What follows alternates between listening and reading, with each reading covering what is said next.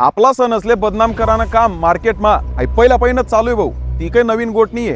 पण मेन दुःख या गोष्टाने जास्त वाटस की आपलाच लोक आपला सण असले बदनाम करानं काम कर राहणार. आपलाच सण असणार त्या टिंगल टवाळक्या करतील, कॉमेडी म्हणीसन आपला सणासवर जोक बनवतील, व्हिडिओ बनवतील आणि व्हॉट्सअपला फॉरवर्ड करतील.